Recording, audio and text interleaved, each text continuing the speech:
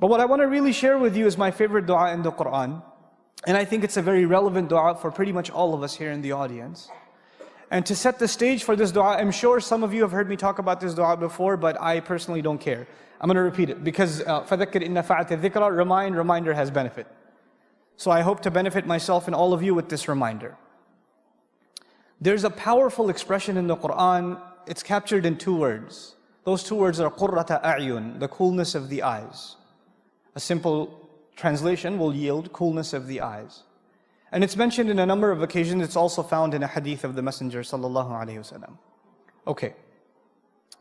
Before I tell you how it's used in sacred text, I want to tell you how the ancient Arabs used to use this figure of speech, this expression. It's really a figure of speech, so we can't really understand it literally. It means something more.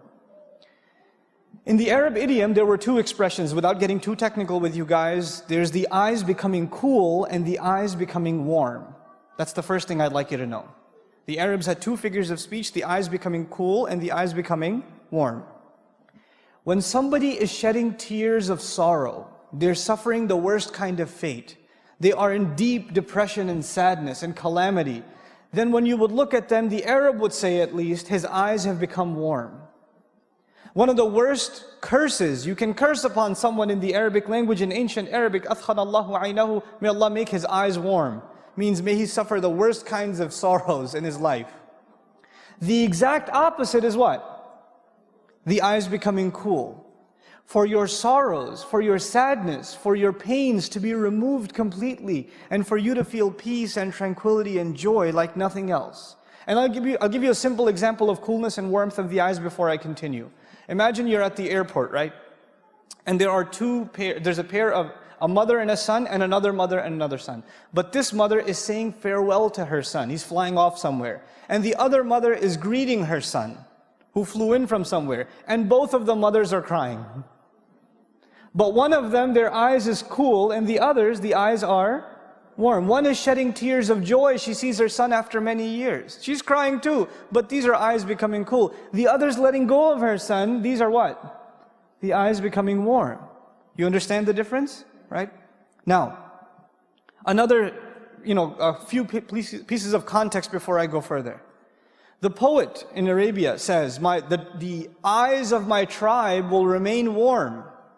And he's actually an assassin also. Yeah, poets are assassins. It's kind of an Arab thing, I guess. But so he's waiting on a sand dune, waiting to kill the tribe leader that has offended his tribe. And he makes poetry in the meantime. I guess he's got a lot of time. So he says, my tribe's eyes will remain warm until my dagger isn't warm with his blood. In other words, when I kill this guy, then my tribe's eyes will become cool. The rage, the frustration, the humiliation they feel will only disappear upon this guy's death. That's what I'm here to do, to cool the eyes of my tribe. You understand? So it's a means of relieving frustration and anger and ill feelings. That's how in which context it's used. But then there's a final context that I want to share with you in Arabic literature, where this expression is found. It's very beautiful, actually. The Arab used to travel in the desert, and there's a sandstorm. And in a sandstorm, the Arab would, wrap his face up, because obviously your face is being pounded with sand. Now the camel on which he's riding, Allah created the camel in a magnificent fashion. The eyelids of the camel actually trap sand and drop them. It doesn't even have to blink.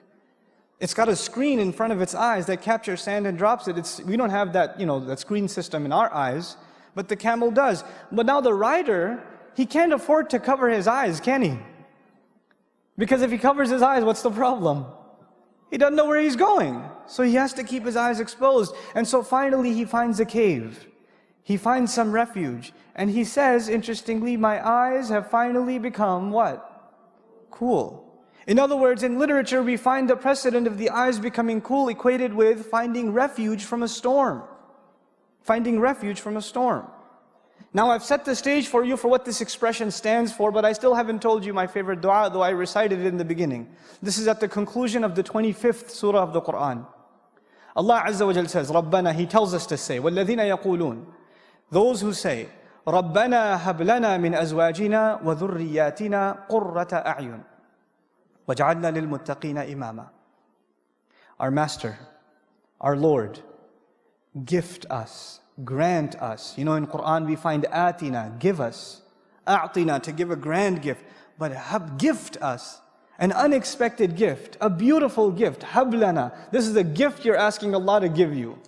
And lana is muqaddam, this prepositional phrase is brought earlier, especially for us. We're asking for a special favor to Allah. And what is this favor that we're asking Allah Azza wa Jal? Grant us from our spouses, and not just our children, which is awlad dhurriyatina, wa dhurriyatina, future generations of us. In other words, you're not even asking for your immediate children, but your lineage from, for generations to come. Grant us from all of them coolness of eyes. Make our eyes cool by means of our spouses and by means of our children.